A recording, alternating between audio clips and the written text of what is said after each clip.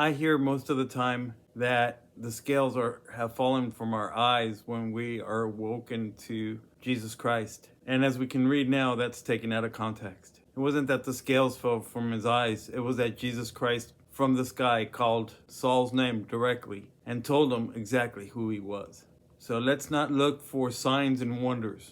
Let's just stop and listen to Jesus Christ. Let him talk to us. The biggest Pharisee, Saul, a scholar, a hotshot, a big shot, whatever you want to call him, just turned Christian.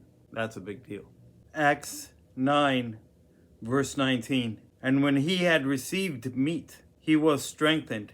Then was Saul certain days with the disciples which were at Damascus. 20. And straightway he preached Christ in the synagogues, that he is the Son of God.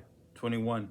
But all that heard him were amazed, and said, Is not this he that destroyed them, which called on this name in Jerusalem, and came hither for that intent, that he might bring them bound unto the chief priests? 22. But Saul increased the more in strength, and confounded the Jews which dwelt at Damascus, proving that this is very Christ. I wish I was like Saul. I mean, it took him a few days with the disciples, not the apostles, not the elders, no, nobody, disciples.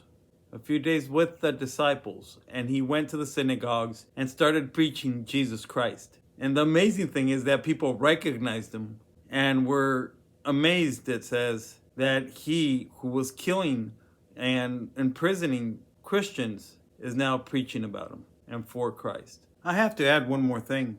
Saul never spent time with Jesus Christ. He wasn't a disciple. He never knew him during his years in ministry. And yet, after a few days with the disciples, he went out and preached. He didn't go to seminary school. He didn't read up on Jesus' life and what he did and the miracles he did for others. He just went to preach, certainly because of his experience directly with Jesus Christ. We all can do that. We can all tell our Jesus story.